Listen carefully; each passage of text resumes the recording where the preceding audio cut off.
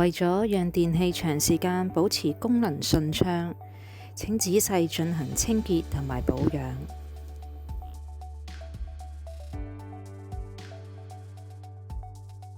定期用濕布同埋清潔劑擦拭洗碗碟機內部同埋操作面板，只限使用適合清潔洗碗碟機嘅清潔劑，然後用軟布擦乾。如果長時間未啟用，請將機門維持半開狀態。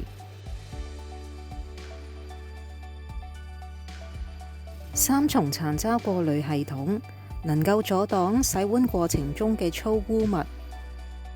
每次完成清洗程序後，檢查三重殘渣過濾網是否有殘留物，逆時針轉動濾網，並將三重殘渣過濾系統取出，確保沒有任何異物落入排水泵槽內。將微濾網向下拉，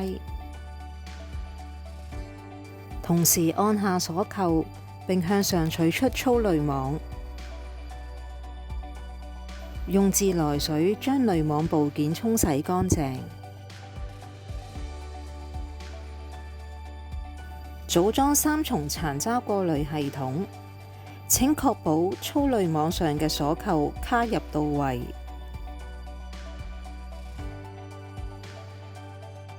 將三重殘渣過濾系統重新插回機內，並順時針轉動粗濾網。請確保箭嘴標記彼此相對。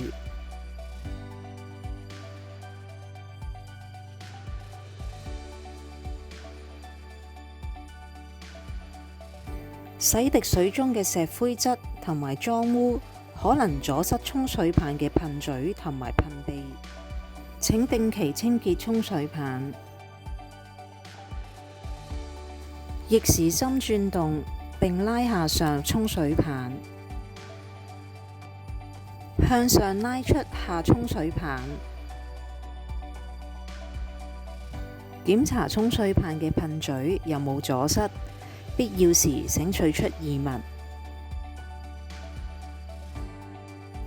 清潔後，插入下沖水棒，即可聽見沖水棒卡入到位嘅聲音。重新接上並鎖上上沖水棒。